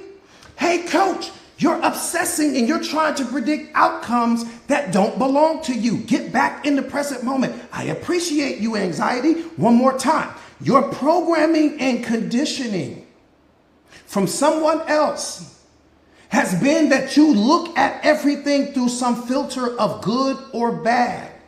And so you place a negative label on anxiety. You place a negative label on your depression. You place a negative label on unhappiness and moodiness and gloominess. All of the negative emotions in your life in this moment are trying to keep you in alignment. That's it. There is no good or bad. There's just alignment. You're either in alignment or you're out of it. When you're out of alignment, certain emotions are going to come. When you're in alignment, happiness is going to come. Love is going to come. Joy is going to come. Peace is going to come. It's all predicated on whether or not you are in alignment or out of alignment. That's it. You didn't let somebody trick you into thinking you got all these problems going on. There's nothing wrong with you. Nothing. I said nothing. You're either in alignment right now, which means you're going to be experiencing certain beautiful emotions, or you're out of alignment, which also means you're going to be experiencing beautiful emotions. I could make the argument that the emotions that come when you are out of alignment are just as powerful as the emotions that come when you are in alignment, because their thing is saying, hey, come on, get back on the road. You ever been driving your car? Maybe you've been on this road trip for a long time, right? 6, 7, 8 hours. You're tired. You looking for a hotel, but every now and then you kind of nod off, right? But they got those things on the side of the freeway, right? That every time you hit those things, they shake your car to such a degree that it snaps you back into reality. That's all your negative emotions are trying to do. They're trying to snap you back into reality. They're saying, hey, you are out of alignment right now. Get back in alignment. Once you get back in alignment, they're gone. Nothing's wrong. Nothing's broken. You don't need to be fixed. Everything is alignment. Everything.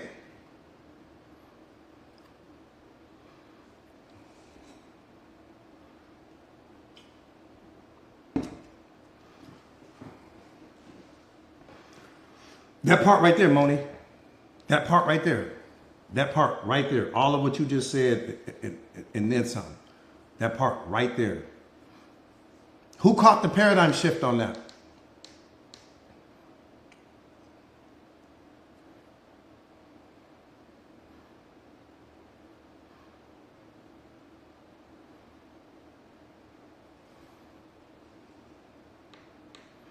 Everything is just alignment. But again, people that lack self-awareness come up with all of these titles and labels to attach to you, trying to convince you that you're broken because they don't understand what you are, because they don't know what they are. They're not self-aware, so they're telling you from lower mind. They're telling you from programming and conditioning. They're telling you from something that they heard someone else say that sounded good at the time. You didn't know any better, so you attach that. Oh yeah, that does sound like what I have. You attach the label to yourself. You attach belief to that label, and then you created the experience. Not because the experience was really something that you were suffering from, but because you believed what someone told you. There's no good or bad emotions. Good or bad only exists in your mind. It doesn't exist in reality.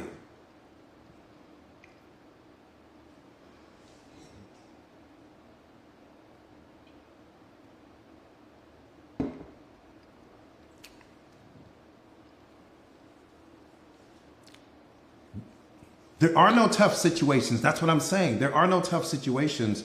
There's only the meaning that you give it. What made the situation tough was the meaning that you attached to it. Everything in reality is neutral. Everything outside of you is neutral. So when you say a tough situation, like what would you be? Give me a good example. What do I tell you guys all the time? There's nothing in life. There's nothing in the history of this planet that justifies you having a negative feeling. Nothing. That's going to bump up against your programming and conditioning if you're not self-aware yet. The self-aware person understands that. There is nothing in life, there is nothing in reality that justifies you having a negative feeling. Not one thing. I'll give you 50 years to come up with something, and you won't come up with anything.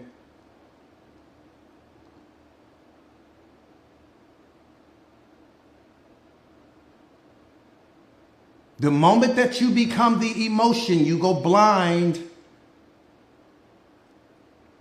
The moment you become the emotion, you go blind. You want to go blind? You telling me it makes sense for you to go blind? That's what you're telling me, because that's what you do when you become the emotion. Truth is back. Truth is knocking at the door. The moment you become the emotion, you are a liability to everyone in that environment. Whatever that person is going to do to you, they was going to do it anyways. What can you do? Coach, I'm going to take your life. What do you want me to do? I have no attachment to life, which means I experience no fear, which means I'm thinking clearly. Whatever you're going to do, I have no control over that anyways. What can I do? What can I control? I can't control how you think. I can control how I react to what you do. But what I can't control is what you do. I don't want to go blind right now. I need to keep my mind clear. Because if I got chaos in my mind, I've got chaos in my reality. Come on, man. Take the elevator up. Take the elevator up. I don't want to go blind at any point in time. You mean to tell me that you would want to be driving down the freeway and let me put a blindfold on you while you're going 80 miles an hour down the freeway? That's what happens when you become your emotions. People can't talk to you. They're trying to calm you down. You thinking from your emotion. You're not thinking rationally in that moment. You are disconnected from reality the moment that you become the emotion. So you're saying it's a good idea to go blind every now and then.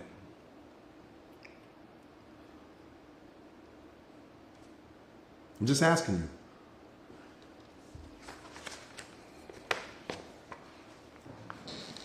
It's never a good idea. It's never a good idea. No, no, no. I'm not a Christian. I'm just me. But yeah, it's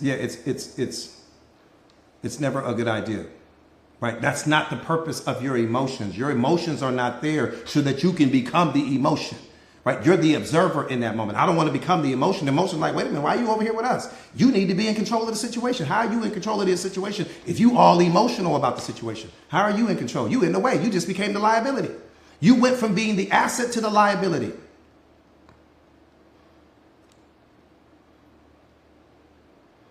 I have no fear because I have no attachment to anything. Whatever it is that God wants me to experience, that's what I'm going to experience. I need to be focused on what the experience is and what I'm supposed to be learning versus me trying to predict outcomes and predict what this person may do. And I'm creating the anxiety now. I'm creating the fear now. I'm creating the stress. I'm creating the worry. I just became a shell of myself. No, I'm detached. Whatever you're going to do, you're going to do it. I am purely fearless, not because I'm Billy Badass, because I'm not attached to anything. I have no fear. You experience fear because you're attached to things. That's the only reason why you can experience fear. You attach to something. You attach to outcomes. You attach to your relationships. You attach to money. You attach to your material possessions. You attach to your car, your house. You got all of these attachments. So anytime something threatens those things, you lose control. I don't want to ever give anything the power over me. I'm the asset. Why would I be attached to the things that I created? Make that make sense. Why would you be attached to what you create? That doesn't even make sense.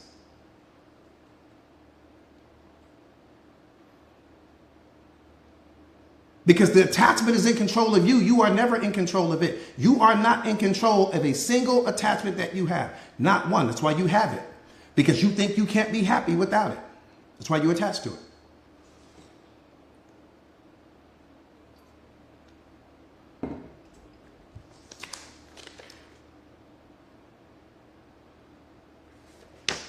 You don't need to be attached to anything because nothing belongs to you.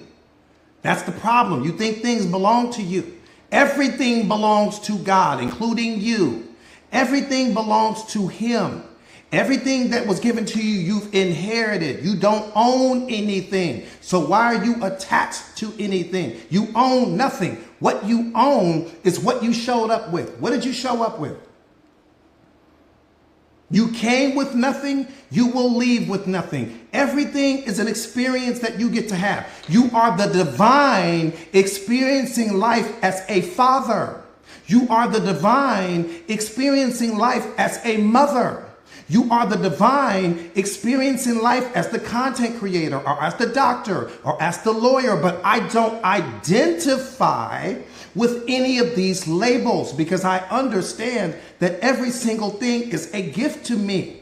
I'm focused on the gift. I don't need to be attached to the gift because the gift was already given to me. It makes no sense. I don't need to be attached. I don't need to cling to anything. Anything that you have to cling to doesn't belong to you. Anything that you are attached to doesn't belong to you. That's why you're attached to it. When things belong to you, freedom and peace. All of your attachments bring you stress. All of your attachments bring you worry. All of your attachments bring you anxiety. All of your attachments bring you depression. Are we not gonna Truth is back.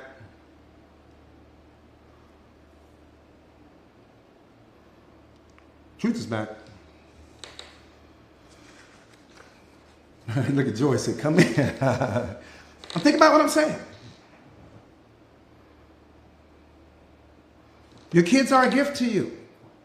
There's nothing to be attached to. They're a gift to you. Love them. That's the experience that God blessed you with. Love them. You know, that's it. If you love them, there's nothing to be, what do you need to be attached to? Well, there's nothing to be attached to. Just love. You are love. Give that to your babies. That's it. You need to be attached to anything. Because the moment I start becoming attached to things, I'm afraid that I might lose the thing. I'm worried. I'm stressed. I'm experiencing anxiety. I'm all of these other things, right? And what you have to understand, like I said again, There's only one thing. Everything else is just the extension or the byproduct of one thing. God said this, I'm everything that you see. Everything that you see, I am. So everything that you cling to or everything that you are attached to is only an extension of him. Once I hang on to this relationship over here, my relationship with him, I don't need to cling to all of the other relationships, because if I keep the one relationship intact, nothing will happen with the others. But when I am attached to the other relationships, I'm disconnected from my relationship with him. I can't place everybody on the same pedestal that I place him on. That's the problem. Be careful with that. That part right there, Lynetta, the moment you become attached, you give all your power away.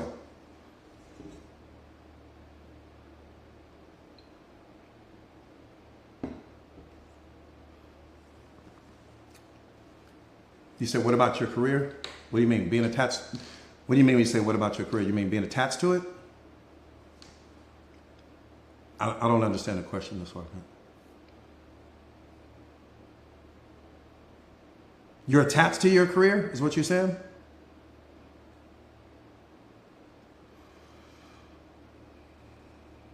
I'm telling you, nothing belongs to you. You have inherited every single thing. Nothing belongs to you. When you start in living life that way and you first of all, that's a diamond hard fact. That's universal truth. That's number one. Secondly, and most importantly, once you understand that there's so much freedom and peace in your life, there's nothing to cling to and be attached to. Just be free.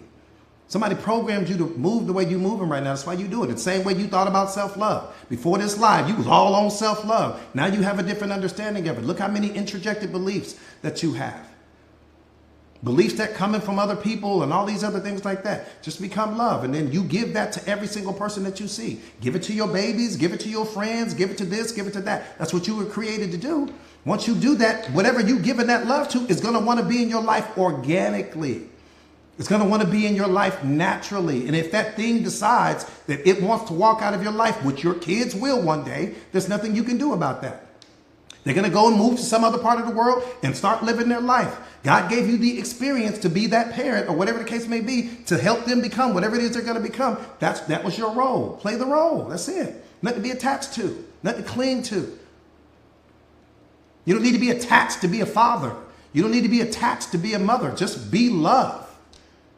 That's all people want anyways. That's the problem. See, we're so busy trying to be all of these different things when the number one thing that those kids need is love. We don't know how to just give that. We're so busy trying to give love through gadgets and toys and all of these things. Why? Because you're still chasing money. You're still chasing a career. You're still chasing money. You're still trying to find yourself. You're still trying to discover and become successful in this and that. So what we end up doing is we end up sacrificing the love that we should be giving them because we haven't found ourselves yet. So while you sit here talking about being attached to your kids, the only thing your kids need is love. But when we can't be that for them, because what we end up doing is filling that time with TV and Nickelodeon and all of these other things like that end up raising those kids the majority of the time. Why? Because we're chasing a career. We're still trying to go out and conquer the world. We're still trying to go out and do those things. And then we end up, and the kids end up being unhappy and depressed anyways. Because the only thing they wanted was you. They didn't need the house with the gated community like you think they did. You wanted that. They didn't need the private school like you think they did. You wanted that. They wanted you. So if you wanted to be a father, sit at home and be that for your kids. But you can't be Johnny successful and the father of the year at the same time. You got to pick one. See, that's what we do. My dad did that. You're going to have the kid, but then you traveling all over the world in the military and doing all these other things, and you got somebody else raising the kid, and then you part-time come and being dad here and part-time come be dad there. Come on, man, you got to live in the truth. That's why you attach, because you're not there like you need to be. And then you trying to fill that love with toys and gadgets and games and bikes and all of these things. I buy my kid everything. You don't have to buy him nothing. Give him the love that's in you. It's only you got to give him. You can go sit in the park right now with your kid on a blanket and shower that kid with love. And I promise you, they will not ask you for anything else. Kids start asking for things because you start filling that space with toys, gifts, and gadgets because you're not there. Living the truth. And so because you program them to ask for things because they know you never around, because you start programming them to ask for things, now you created that program in their mind. So now they're asking for this and asking for that. But had you just been there, had you just been loving them, had you just been spoiling them with the love and your presence and all of that, they would have never asked you for a thing. They started asking for things because we replaced our presence with toys and gifts and gadgets and all of these things because we feel guilty because we're not there. We're always working, chasing success, chasing money, chasing fame, chasing titles, chasing degrees. But you got the kids here. I do this every day. Let me tell you what people don't realize, and I'm going to wrap this up. Let me tell you what people don't realize, just to qualify my point.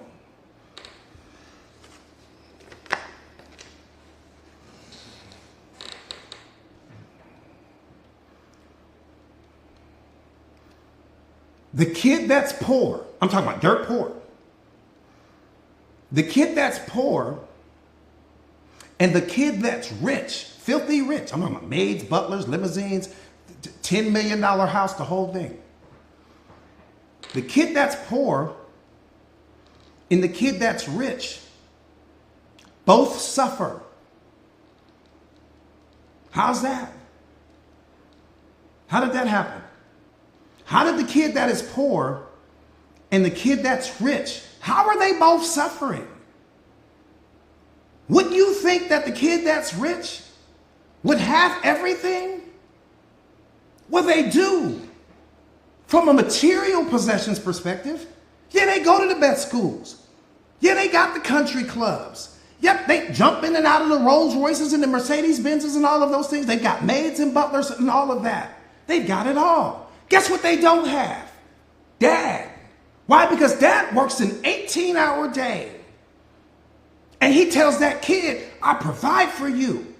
I give you the best education. I give you the best this. I give you the best that. That kid is suffering because he or she is being raised by video games. He or she is being raised by the nanny. He or she is being raised by whatever it is that's happening on social media. Not by dad. Now that kid's 18 years old, hates dad, has to go to the therapist, needs medication, can't stand my father. I don't want to be anything like him. And the kid that's in the ghetto thinks that the kid that has the $10 million house has the better life, never understanding that he was the one that was rich.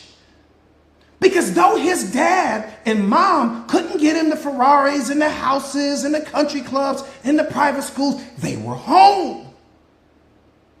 They were together. There was love in the house. But he was competing and comparing off, we don't have that house and I don't get everything for Christmas and I don't get this and I don't get that. Both kids are suffering. When I was poor, I was rich. I didn't realize that at the time. It wasn't until I became a fully grown man that I understood that. I had my mom 24 hours, 7 days a week. I had all of my siblings, all of my cousins. We cookouts and barbecues and birthdays and all of these things. I was rich, but I thought I was poor. So I couldn't experience the happiness that I would have. Right now, I live in one of the most beautiful homes. Guess what? It's empty. There's no more birthdays, no more barbecues, no more parties, no more family reunions, no more gatherings. I had it all. I just didn't know it. That's what I'm trying to get you guys to understand. Whatever it is that you're chasing in life, know why you're chasing it. Know exactly why you're chasing it. Because if you have little ones still, I promise you, whatever it is you think they want is not what they want. What they want is you. Not what you can buy them, just you.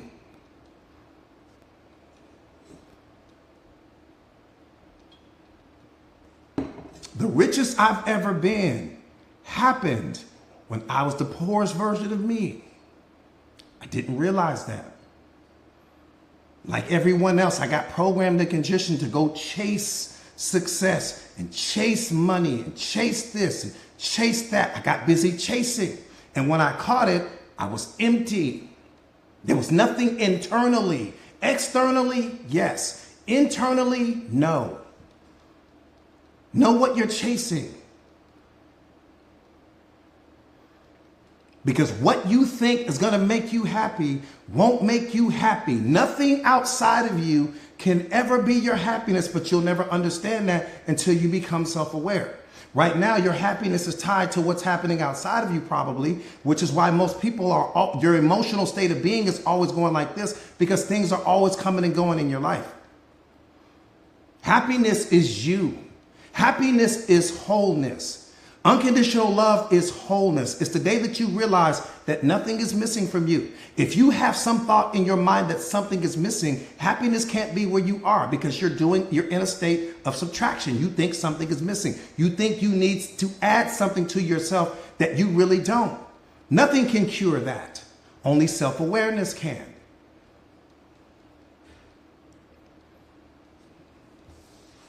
I'm telling you now, when I was poor, I was rich. Didn't even know it. If there was any tragedy in my life, it would be that one. When I was poor, I was rich. Strange paradox, but it's the truth. All right.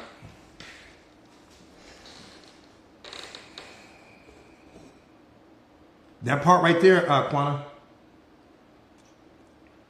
That part right there, Quana.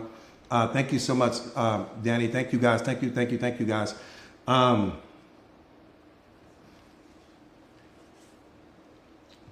Real quick, you guys.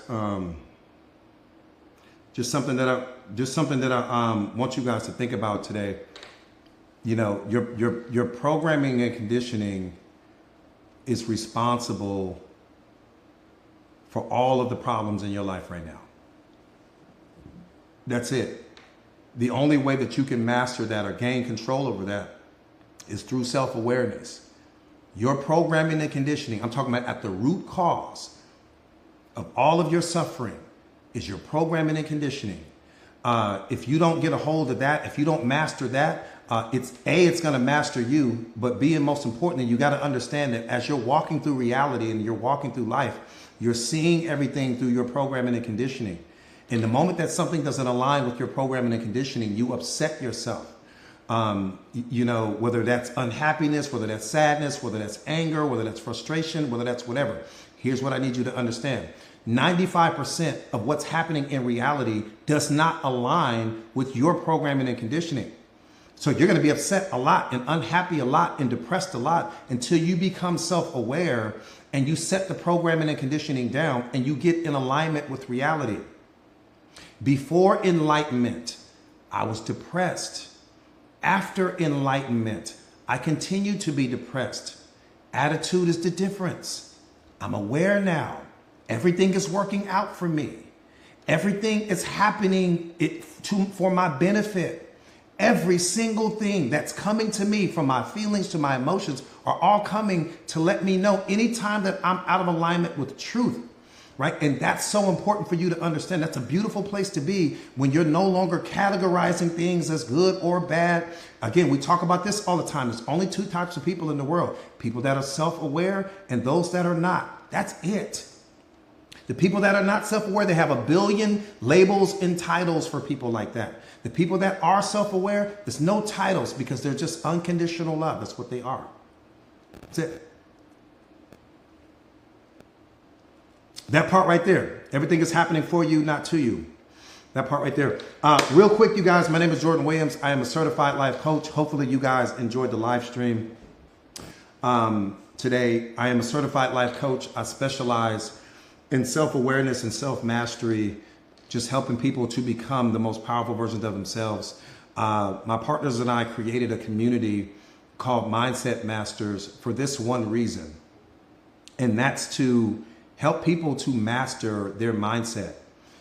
to help people achieve self-awareness and self-mastery and emotional intelligence, so that all of this suffering that's happening all over the world can end.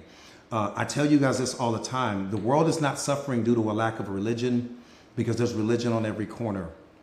The world is suffering due to a lack of self-awareness, because people just don't understand themselves. And that's just it, you know. So we've created this community, but more importantly than us even creating the community, we've created a formula called motivational awareness that has changed lives all over the world.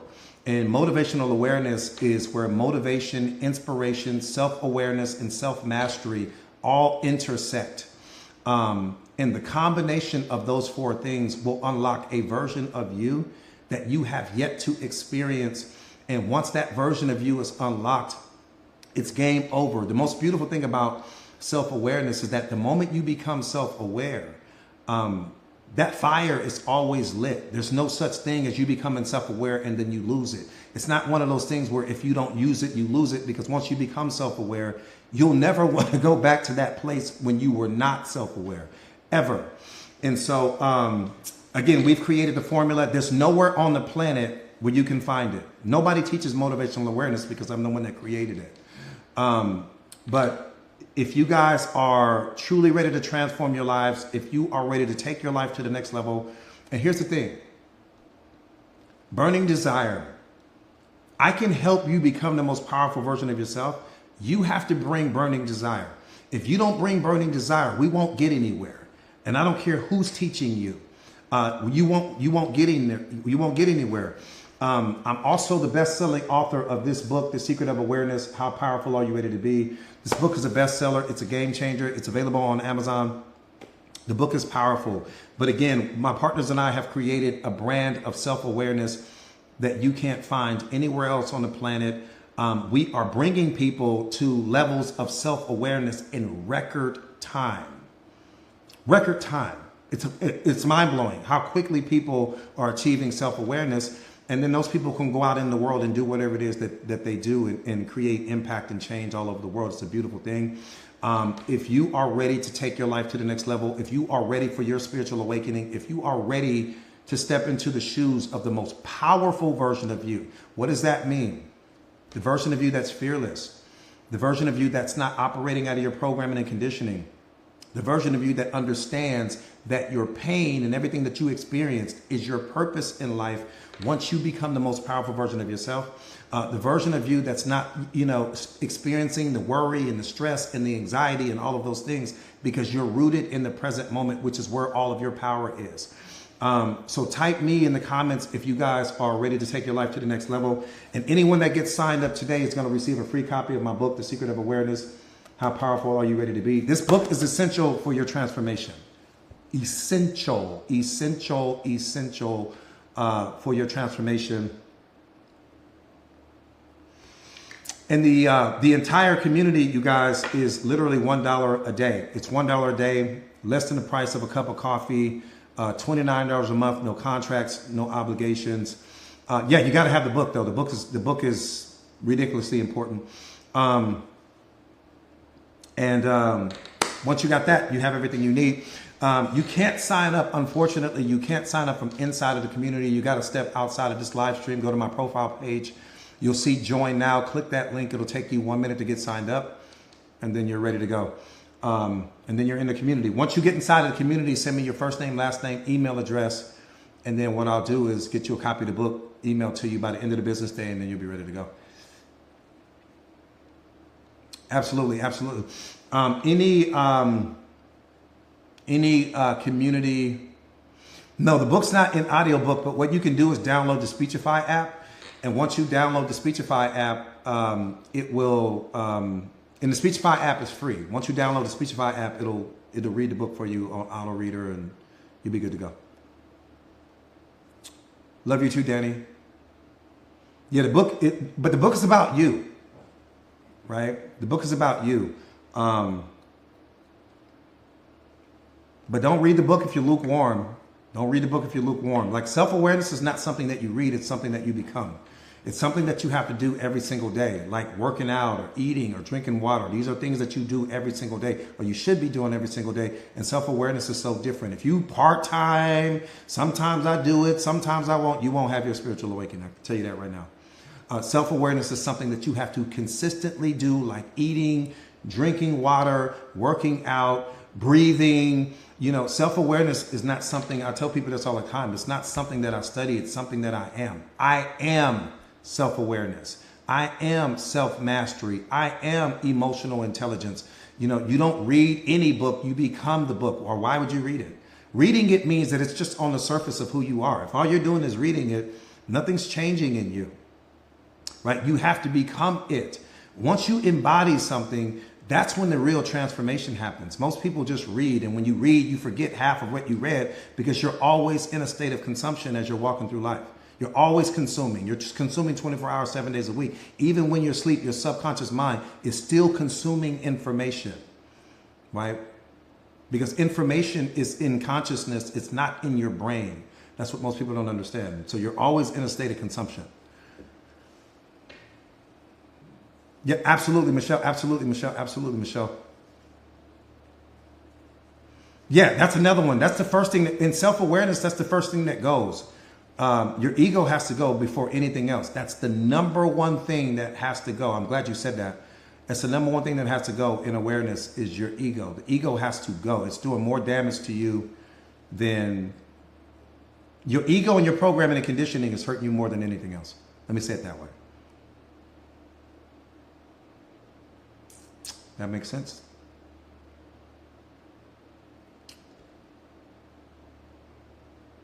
Yep, Robert. Everything is predicated on the arrangement of your mind. That's what people don't understand. That's why understanding consciousness, we think that we create success with our brain. You don't. You create success with consciousness. Your brain is only designed to keep you alive, to protect you. That's it. Most people don't achieve success at the levels that they want to achieve it because you're trying to think your way there. And that's not how that works. Your consciousness's job is to help you thrive. It's to help you become the most powerful version of yourself. Your brain is just to keep you alive. Once you understand the difference between the two and how they work and how they function, like, let me give you an example. When you're studying self-awareness, where do you think all of that information is going? Where do you think it's going? All of the information that you are gathering, all of the information that you are consuming, where do you think it's going? Where do you think it's going? It's going to your consciousness. And then your consciousness is going to unlock the arrangement of your mind. When it unlocks the arrangement of your mind, it also changes your limiting beliefs. When it changes your limiting beliefs, it also changes your thoughts. When it changes your thoughts, it changes the way you see things. That's the difference between the thief, the beggar, and the billionaire, right? The thief, the beggar, and the billionaire. They all have the same brain, but they have different arrangements of the mind, right? The beggar believes that he or she should just go out and ask for money. The thief believes that he or she should just go out and steal whatever it is they want. The billionaire believes that I can create everything with my mind. How did that happen? All got the same brain, but they have different arrangements of that mind. And so the way that your mind is arranged right now is what's producing all of what you experience. It's what's producing your success or failure in life. It's all predicated on the arrangement of your mind. So when you start adding new information to your consciousness, it changes the arrangement of your mind. When it changes your mind, it changes your beliefs. When it changes your beliefs, it changes your thoughts. When it changes your thoughts, it changes your experiences. Everything changes when your consciousness changes. So you're not adding information to your brain. You're adding information to your consciousness. You're experiencing it through your thinking. So to your thinking mind, you're saying, oh, well, it's all happening in my brain. Everything is happening in your brain, right? It's all happening there, but your brain is not responsible. It's just the mechanism that gives you the ability to have everything happening at that level. You're also experiencing God here, if that's the case. But he's connected to your consciousness, not to your brain. He's connected to your heart, not to your brain. That's why it doesn't matter how much information you have. What matters is what's in your heart. Some of you guys are walking around with PhD level education, but your heart is not pure. You don't have a good heart. You'll see things that are wrong and it doesn't bother you. God comes from here, man. Doesn't matter what's in your brain. What matters is what's in your heart.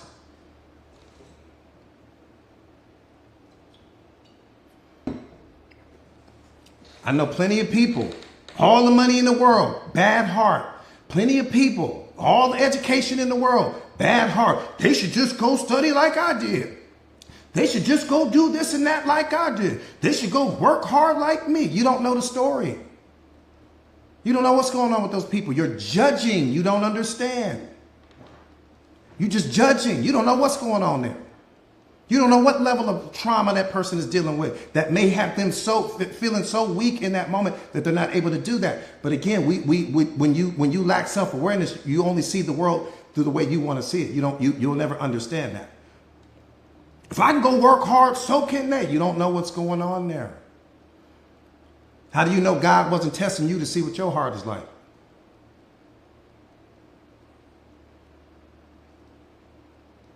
Absolutely.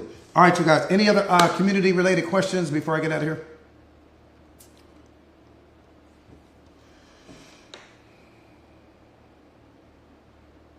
Just self-awareness. Self-awareness, yeah. Self-awareness. As you become more self-aware, you're still identifying with the me right now. That's the only problem. It's no big deal. But as you become self-aware, all of that will melt away. The ego will melt away. Your programming and conditioning will melt away. Your pain will melt away. Your wounds will melt away. Everything will melt away. And here's what's beautiful. You won't know when it happens.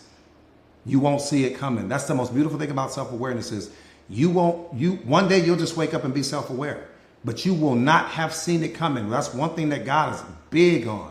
You won't know. So I would never be able to sit there. If a person told you, oh yeah, I can make you self-aware in 30 days or 60, they're lying to you. You won't know when it's coming. It'll just happen. You'll just be there. You'll just arrive and you won't have seen it come. You just wake up and you're just that person. I can't tell you what day it was when I became this version of me. Can't tell you. Can't tell you where I was. Can't tell you what I was doing. I don't know. I just became this person. It's just like something breaks as you're studying and studying and studying and studying and studying. Something just breaks and you just come into a different version of yourself, but you never see it coming.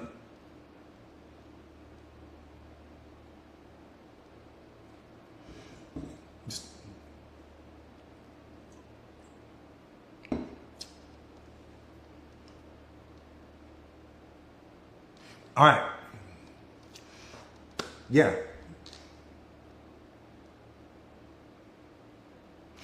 That's the beautiful thing, Yolanda. That's a great question. That's the beautiful thing, about self-awareness is God chooses every single person that becomes self-aware.